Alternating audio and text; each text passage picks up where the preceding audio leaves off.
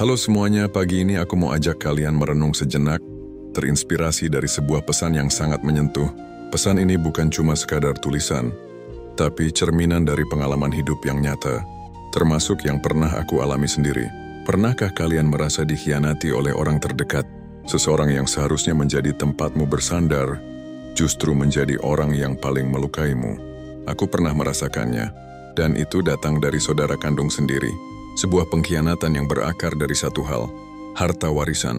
Mungkin mereka lupa bahwa di atas semua ambisi dan keinginan duniawi ada kekuatan yang lebih besar. Kekuatan ilahi yang melihat segala kecurangan, ketidakadilan dan kebohongan. Mereka mungkin tidak takut dengan manusia, tapi apakah mereka juga tidak takut dengan kebenaran yang datang dari Yang Maha Kuasa? Pesan dari e-Katolik hari ini sangat relevan. Jangan biarkan keinginan akan harta menggantikan kasih kita kepada Tuhan, karena pada akhirnya, semua harta di dunia ini adalah titipan. Ia bisa datang dan pergi, tapi kasih kita kepada Tuhan dan kebenaran yang kita pegang itulah yang akan menjadi bekal kita yang abadi. Jangan pernah biarkan nafsu akan duniawi merenggut kebenaran dan ketulusan dalam hatimu. Buat kalian yang mungkin sedang merasa terzolimi, ingatlah bahwa kebenaran akan selalu menemukan jalannya. Tetaplah berpegang pada imanmu, karena kekuatannya jauh lebih besar dari semua tipu daya di dunia ini. Sekali lagi aku buatkan konten ini kisah nyata. Dalam kehidupan, tak jarang kita menyaksikan bagaimana harta dapat mengubah relasi, bahkan menghancurkan ikatan yang telah lama terjalin dalam keluarga.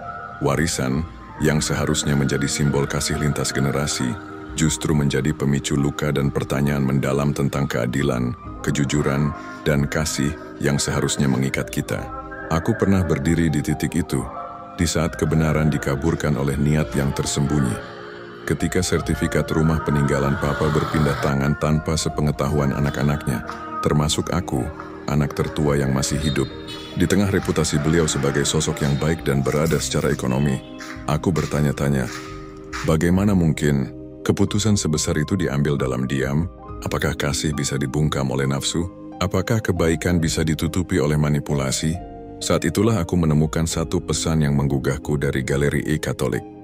Jangan biarkan keinginan akan harta menggantikan kasih kita kepada Tuhan. Satu kalimat yang sederhana namun syarat kekuatan rohani. Ia menampar dan sekaligus mengangkat. Aku diingatkan bahwa nilai manusia tidak ditentukan oleh apa yang kita miliki, tetapi oleh bagaimana kita memilih untuk mengasihi. Bahkan ketika rasa sakit itu berasal dari orang yang kita sayangi. Di tengah ketidakadilan, aku memilih untuk tidak membalas dengan amarah, tetapi dengan suara. Suara yang mengajak untuk kembali kepada nilai sejati, kasih. Dalam dunia yang terus berlomba mengejar materi, keberanian untuk berdiri di sisi kasih adalah tindakan yang paling radikal sekaligus menyembuhkan. Melalui narasi ini aku ingin berbagi, bukan untuk membuka luka, tetapi untuk menyalurkan harapan. Untuk mereka yang pernah terzolimi dalam keluarga, yang merasa terpinggirkan dalam warisan, atau yang dihantui pertanyaan mengapa kebaikan dibalas dengan pengkhianatan, ketahuilah bahwa Tuhan melihat segala niat hati. Dan kasih sejatinya tidak pernah bisa dijual atau diganti dengan sertifikat. Mari kita jadikan luka ini bukan sebagai akhir, tapi awal dari narasi baru, tentang rekonsiliasi kita kepada yang ilahi yaitu Tuhan, tentang kekuatan spiritual, dan tentang keputusan untuk tetap mengasihi, meskipun dunia mengatakan tidak. Ya Tuhan yang Maha Pengasih dan Penyayang, di sore hari ini Sabtu tanggal 2 bulan Agustus, hari yang sangat cerah dan yang teduh ini, kami datang kepadamu dengan hati yang penuh harapan. Kami berdoa untuk para orang tua yang sedang sakit dan semua umat-Mu yang sedang bergumul dengan penyakitnya. Lindungilah mereka dari segala penderitaan dan kesakitan. Jamalah mereka, ya Tuhan, dengan kuasa penyembuhan-Mu yang tak terbatas. Berikanlah mereka kesembuhan, kekuatan, dan ketabahan untuk menghadapi setiap cobaan.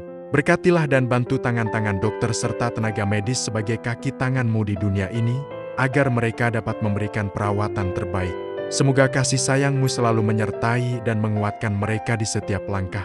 Kami juga memohon berkat-Mu bagi keluarga-keluarga yang sedang dilanda kesulitan keuangan. Engkau Maha Pemurah, yang tak pernah membiarkan umat-Mu kelaparan. Bukakanlah pintu-pintu rezeki yang halal dan berlimpah bagi mereka. Cukupkanlah segala kebutuhan mereka, baik untuk obat-obatan, makanan, maupun kebutuhan lainnya. Berikanlah mereka pekerjaan yang layak, agar mereka dapat menghidupi keluarga dengan sukacita dan damai. Untuk anak-anak yang sedang menuntut ilmu, berikanlah mereka kekuatan spiritual agar tidak mudah putus asa.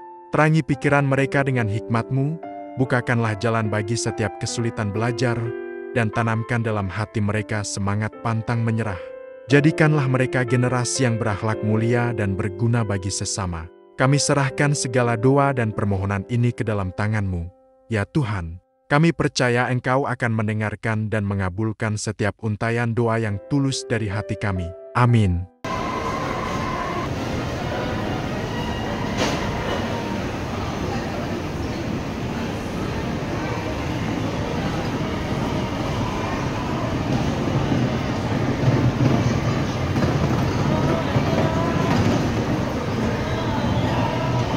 Apa